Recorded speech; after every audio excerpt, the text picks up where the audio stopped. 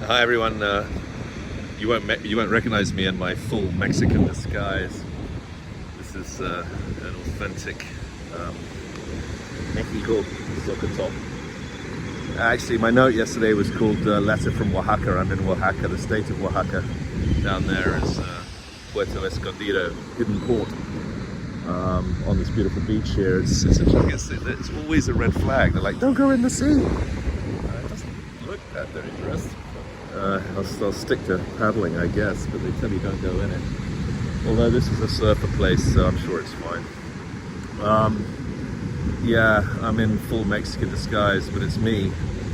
One of the things about my note yesterday was I was talking about the depth of Mexican culture. One of the cradles of civilization, actually, one of the, 6 cradles of civilization, and is in actually Pacific Mexico. Peru is another one in Latin America as of today, what is today's Latin America. But one of the net results of all that, which wasn't in my note yesterday, is the Mexicans do absolutely wicked soccer shirts. Wicked soccer shirt. And I can tell you, when I wear this thing, and nobody's confusing for me a Mexican for a Mexican, I don't think, but I tell you, the response I get from the locals is awesome. This isn't a way top, right? This is a savvy top. This is not just your obvious Mexican top. But I can tell you the locals absolutely love it. And difficult to find, by the way. You can't find these very easily. Anyway, I'm wandering about here. Okay, so CPI is the thing this week, right? The CPI print, and that's important for oils. I'm not a technical analyst by any means, and I'm certainly not an NVIDIA tech analyst by even further means, although I have read Chip War, which I recommend as a book to anyone who wants to begin to understand what's happening with NVIDIA. Brilliant book. FT, Financial Times Book of the Year last year, Chip War. You read that and at least you can understand what's going on with NVIDIA somewhat. The CPI print is big because essentially we think a lot of it is macro trading actually, but essentially we think that when inflation is under upward pressure, macro traders tend to buy oil and cyclicals, industrial cyclicals type thing, as a hedge. And last year was really tough because as inflation rolled over and began falling, sure enough, the oils had a terrible year. So the CPI print is a big one, not only for the super juicy stocks like NVIDIA, but also for the oils and for the relative performance. Now, having said that, as you know, we've been saying every week that this is a good oil price for the company. It's not too hot, not too cold. Call it somewhere around 80, 85 Brent. Maybe nice to see WTI above 80 is good. And at that kind of price, they're doing very well. And certainly the ones that we like, the high quality companies with a relatively low break even, good management, and a good inventory with a high cash return, they're doing just great. And there's not too much attention on them, negative attention on them, which is not insignificant for CPI actually, because the components, although it's relatively small, it's still a contributing factor is obviously energy. And essentially pump prices have been up over the past month, which will be reported tomorrow, past whatever that is, February. But diesel wasn't that lively as it was obviously, for example, during the Russian invasion of Ukraine. And actually wholesale gasoline's not doing that well. And generally speaking, as I've mentioned before, with very high turnarounds in US refining, I've just been surprised that crude has been as strong as it has. But which is, that's kind of positive if crude is strong whilst there's a lot of downtime in refining, because of course they consume crude. But at the same time, I haven't seen the product market tighten quite as much as we would have hoped whilst there's all this downtime. So it's a bit of a mixed message, but ultimately the oil market to us is in pretty good shape. And we think that if the inflation number comes in a bit hot here, if inflation generally remains sticky with all the issues in the Red Sea and everything else contributing, we think that's bullish for the oils, especially when you combine it with an $80 to $85 Brent price. That's that. So the other side of what's going on out here, of course, is all the M&A. The big news today is EQT, the largest natural gas producer in the US, until Chesapeake completes its merger with Southwestern. EQT, as the biggest gas player in the US, announced that it would buy Equitrans, which is, a pretty high debt pipeline company which had spun out of a company called EQT. So actually they're putting the band back together, which is kind of a bit, really, these things were spun out to take advantage of the cost of capital of MLPs, which is to say, they could do massively accretive spin-outs, and that's what EQT did, whatever it was, 8 years ago.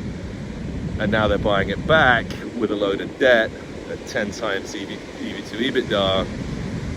EQT duly gets absolutely whacked, and it's just not clear quite what it's all about in terms of, the strategic long-term zigzagging that's going on here, especially in the context of us not appreciating EQT's reserves filings, SEC filings. We don't like what's going on there. It's very wobbly in terms of what's being booked. There's a whole load of sort of GAAP, non-GAAP stuff going on out there. Their hedge book has got poor disclosure and has lost billions over the past couple of years. It's still hard to work out exactly where all that's at with the hedging that EQT does, with a very tough gas market, especially when you're having to not hedge Henry Hub, because you're not producing Henry Hub, right? You're producing up in the Northeast. Henry Hub's down in Texas, Oklahoma. And as a result, the whole hedge book's a bit of a mess at EQT, which is a long way of telling you that we have been short EQT in the model portfolio. Model portfolio is available to subscribers, and if you want to get the benefit of all the gas research we do, subscribers get it through my partner Greg, who is a whiz on many things in oil, but nat gas is clearly one of them. He's also a former Exxon engineer.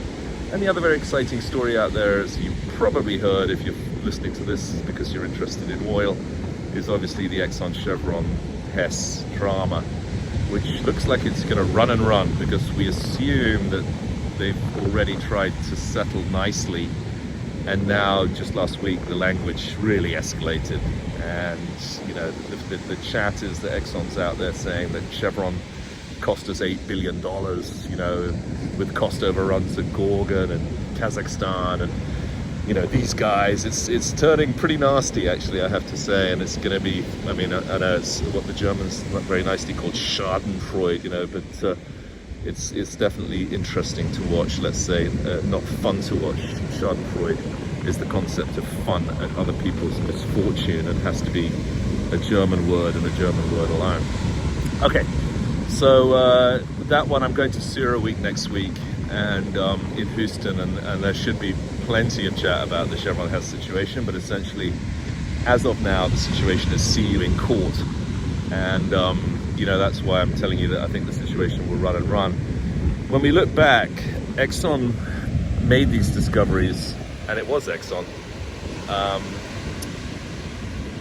It's from around the mid-2015s type time onwards, and gave regular updates of the resource, but then essentially stopped the resource updates in April 2022.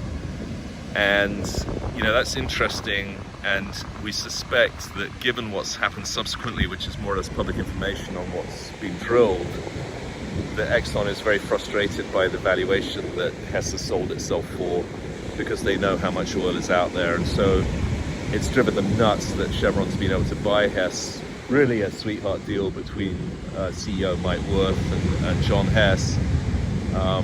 It seems to be that way in terms of, if you read the S4, it's not a very complicated description of how the deal was agreed. Essentially, they met a couple of times and agreed to a ratio, and the deal was done. And it seems like it drove Exxon absolutely nuts, because they think that's fundamentally undervalued. What we're not sure is whether or not Chevron can pay off Exxon, whether or not they can make some sort of a sweetheart deal between all of them and live happily ever after. But the language that Exxon's using regarding Chevron having cost them $8 billion in Australia and Kazakhstan suggests they're not in the mood for that. And our best guess is they're going to make a play for the whole of Hess once they come out of their lockup, what amounts to a lockup because of the Pioneer deal. They're not allowed to do a deal for Hess while they're doing Pioneer. And so what they've had to do is go to the arbitration route to delay the whole process in order to try and have a swing at Hess once they've completed Pioneer. Complicated stuff. We'll see. And of course, in an election year, this would be potentially very sensitive if it wasn't for what I just said about CPI, which is actually the oil prices of Goldilocks. It's not attracting too much negative attention to the oils because it's not that high. It's sort of just right. And nobody's really talking about pump prices at the moment, even in California. So essentially, we're flying under the radar quite nicely here as far as Washington, D.C. goes. You get the odd classic dumbass comment from people like Senator Grassley, where they just don't know anything about oil. They're massively corrupted by the tech money they take, the healthcare money they take, and then because they want to make themselves look holier than thou, whilst they're taking all this money from much more dubious vested interest, things like the healthcare industry, the military and everything. You don't hear them say a word about, the military industrial complex, the agriculture industry. Oh my God, think of the subsidies and the corruption there.